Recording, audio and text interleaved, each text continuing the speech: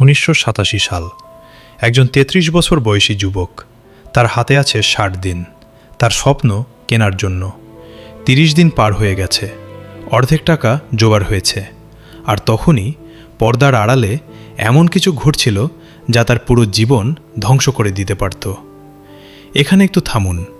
কল্পনা করুন আপনি 33 বছর বয়সী, জীবনের সব স্বপ্ন একটা মাত্র ডিলে, আর সেই ডিল চুরি হয়ে যাচ্ছে আপনার চোখের সামনে। আপনি কি পারতেন সব হারিয়েও আবার উঠে দাঁড়াতে? সেই যুবকের নাম হাওয়ার্ড শুলস, সেই স্বপ্নের নাম স্টারবাকস। আর যিনি এসে দাঁড়িয়েছিলেন তার পাশে, তার নাম শুনলে আপনি চমকে যাবেন।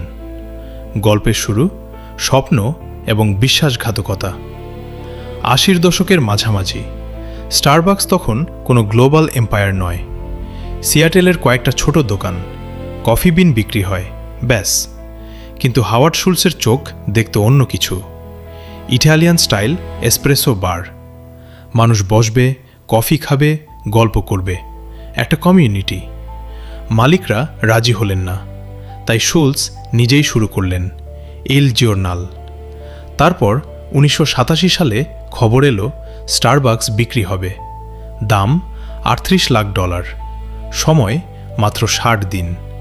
শুলস ছুটলেন, ইনভেস্টর থেকে ইনভেস্টর, ডোর থেকে ডোর।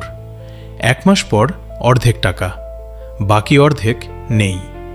আর ঠিক সেই মুহূর্তে যার উপর সবচেয়ে বেশি বিশ্বাস ছিল, তার নিজের ইল জিওর্নালের সবচেয়ে বড় ইনভেস্টর বুঝে গেলেন স্টারবাকসের আসল মূল্য কত।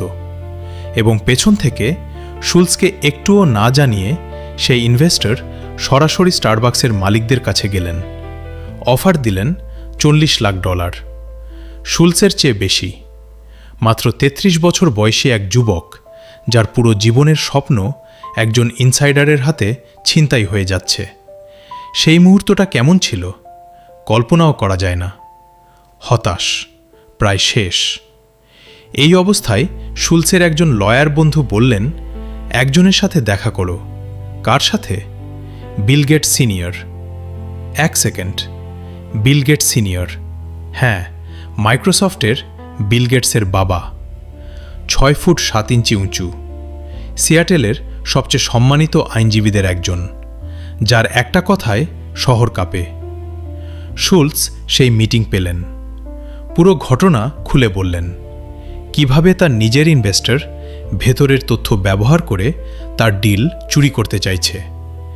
গেটস সিনিয়র পুরোটা শুনলেন, কোনো কথা নেই, শুধু শুনলেন। তারপর শুধু একটাই প্রশ্ন করলেন, তুমি যা বললে সব সত্যি? কিছু কি বাদ দিয়েছ? শুলস বললেন, প্রতিটা কথা সত্যি। গেটস সিনিয়র চেয়ার থেকে উঠে দাঁড়ালেন, বললেন, চলো একটু হাঁটি। মুখোমুখি মরাল অ্যাথরিটির মাস্টার ক্লাস। গেটস সিনিয়র সরাসরি হেঁটে গেলেন রাস্তার ওপারে, সেই ইনভেস্টরের অফিসে। কোনো আইনি কাগজ নয়, কোনো হুমকি নয়, কোনো চিৎকার নয়, শুধু একজন মানুষ, যার নৈতিক ওজন এতটাই ভারী যে ঘরে ঢোকার সাথে সাথেই বাতাস পরিবর্তন হয়ে যায়। গেটস সিনিয়র সেই ইনভেস্টরের সামনে দাঁড়িয়ে বললেন, তোমার লজ্জা হওয়া উচিত। তুমি এই ছেলেটার আইডিয়া, তার ড্রিম, তার অ্যাসপিরেশন চুরি করতে যাচ্ছ। এটা হবে না, তুমি সরে যাবে। 5 মিনিট, মাত্র 5 মিনিট। সেই ইনভেস্টর অফার তুলে নিলেন। কিন্তু গেটস সিনিয়র এখানেই থামলেন না। তিনি এবং তার ছেলে নিজেদের টাকা দিয়ে বাকি অর্থ জোগাড়ে সাহায্য করলেন। 15 আগস্ট 1987 হাওয়ার্ড শুলস স্টারবাকস কিনে নিলেন। আজ স্টারবাকসের 38,000-এরও বেশি স্টোর পুরো পৃথিবী জুড়ে। একটা সিদ্ধান্ত, একটা মুহূর্ত, একটা মানুষের সাহস। পার্থক্যটা এটুকুই। শিক্ষা।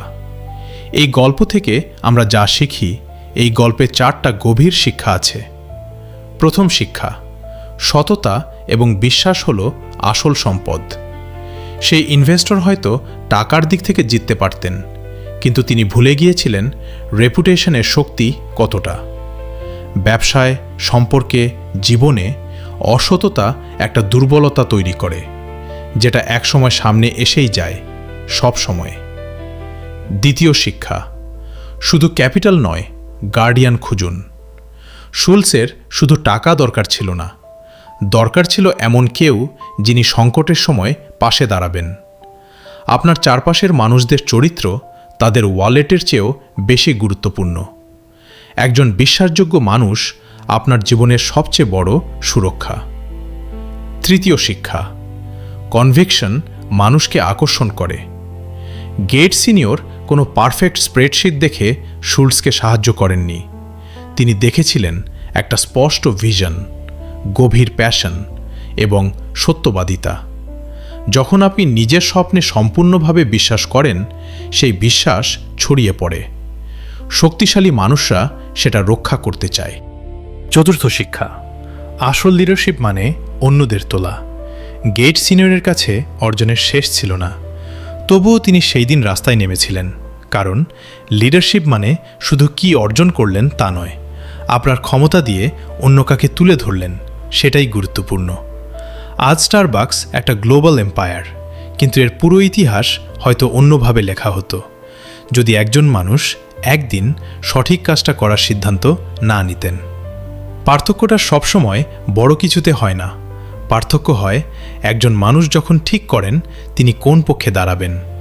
আপনার জীবনেও এমন মুহূর্ত আসবে, সততার পথ নাকি শর্টকাট, অন্যকে তোলার সুযোগ নাকি নিজের জন্য রাখার সুযোগ। মনে রাখবেন, যে সম্পর্কগুলো আপনি সততার সাথে গড়ে তোলেন সেগুলোই একদিন আপনাকে বাঁচায়। কমেন্টে লিখুন, আপনার জীবনে এমন কেউ কি ছিল যিনি আপনার জন্য দাঁড়িয়েছিলেন? তার নাম না হলেও চলবে, শুধু একটা কথাই বলুন কেমন মানুষ ছিলেন। দেখা হবে পরবর্তী ভিডিওতে। সব সময় নিজের সেরাটা দিন, নিজেকে জয় করো।